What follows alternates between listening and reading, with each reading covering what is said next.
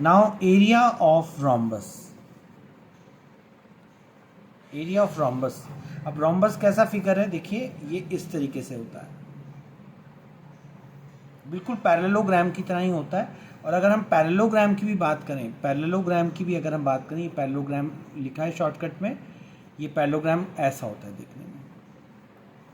बस इसमें ये होता है कि इसकी ऑपोजिट साइड बराबर होती है, ये इसके बराबर है, ये इसके बराबर है, ठीक है। और यहाँ से अगर हम हाइट डालें तो बेस उस केस में ये होगा, जिस साइड पे हमेशा याद रहे परपेंडिकुलर डलता है उसको हम बेस कहते हैं, उस साइड को बेस कहते हैं। तो ये हाइट हो गई, ये बेस हो गया। तो इसका जो एरिया होता है वो क्या होता है, बेस इनटू हाइट। तो ये होता है पैरेललोग्राम का एरिया। अब पैरेललोग्राम के जैसा ही दिखने वाला रोम्बस होता है, रोम्बस की चारों साइड लेकिन बराबर होती है, ये फर्क है, ठीक है। It is just like a parallelogram, लेकिन इसकी चारों साइड जो हैं वो बराबर हैं।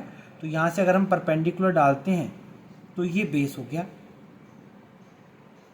और ये हाइट हो गई, ठीक है। और उस केस में इस रोम्बस का जो एरिया है वो भी आपका बेस इनटू हाइट होगा। लेकिन इसमें एक और फॉर्मूला आपको ध्यान में रखना पड़ेगा। अगर आपके पास मान लीजिए डायगोनल्स की लेंथ है, सपोज जैसे ये रोम्बस में बनाता हूँ और ये इसका डायगोनल है D1, इसका लेंथ है, और इसका लेंथ D2 है, तो उस केस में जो इसका एरिया है वो हो जाएगा half the product of diagonals, product of diagonals. यानी कि प्रोडक्ट मतलब क्या होता है, प्रोडक्ट का मतलब होता है मल्टीप्लाई। तो half into D1 into D2, तो जो भी डायगोनल की लेंथ है, जैसे इस डायगोनल की लेंथ है या इस डायगोनल की लेंथ है, इसको आप मल्टीप्लाई कर देंगे।